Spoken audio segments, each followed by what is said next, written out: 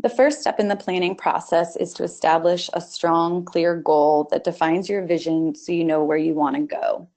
Then you define the objectives, the steps for how you're going to get there. Identifying a clear goal and specific objectives is really the most important part of a good strategy and will be used to guide the rest of your effort. So I'm a little redundant on this, but can't stress that enough. To help articulate your goal, think big picture. Here's where you think about why you're doing what you're doing. One question that really helps me when I'm trying to think about my goal is, what will it look like when I succeed? Need to consider what it is you want to achieve and what it is you really want people to do. Many of our conservation goals are long-term and can take 5, 10, 20 years or maybe more to reach.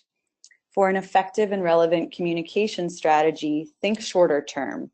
Focus on a goal that can be achieved in 3 to 5 years. So for example, let's say we're in Hawaii, since I am, and our goal is to stop the spread of marine invasive species in Hawaii. This seems like a good big picture goal, but can we make it even more useful by making it more specific?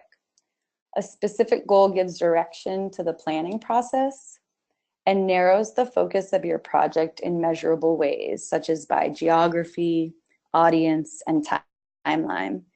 In short, make sure your goals pass the SMART test and are specific, measurable, achievable, or attainable, realistic, and time-bound. So if we were to make our goals smarter, it could look something like this. And this is just a made-up example here, but reduce incidence of marine invasive species in Hawaii's nearshore waters by 80% by 2025. So this hypothetical goal is now measurable thanks to that 80%. It's time-bound by that target of year 2025. And now it's more specific because of that descriptor of nearshore waters. So it doesn't take much to be able to make your goal smarter. And so that's your task. But even with a smarter goal, it's still a big goal, and big goals can be daunting and difficult to develop strategies for. So the next step is to divide your goal into bite-sized objectives. And by bite-sized, I really just mean smaller and more manageable. For objectives, you should think even shorter term. So what can you achieve in the next 12 to 18 months? These can be created or organized based on different audiences you're trying to reach, actions you're trying to make happen, or stages in the planning process. So there's a lot of flexibility there. A successful strategic communication effort will focus on a specific action or actions that can help achieve your goal. And that typically means one objective, which is what we're going to do for our planning process for this course. We'll focus on just one objective for your whole strategy. So let's go back to our Hawaii marine invasive species example.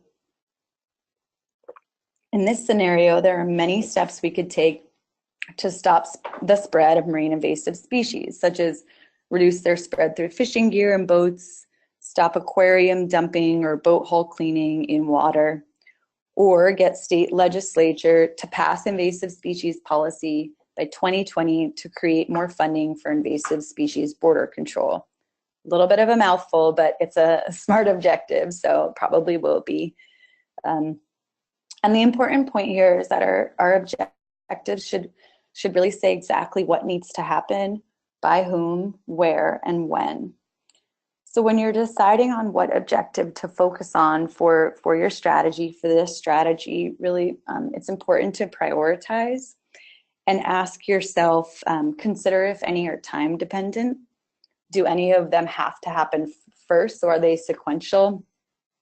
And then think about what objective has the most impact on key decision makers.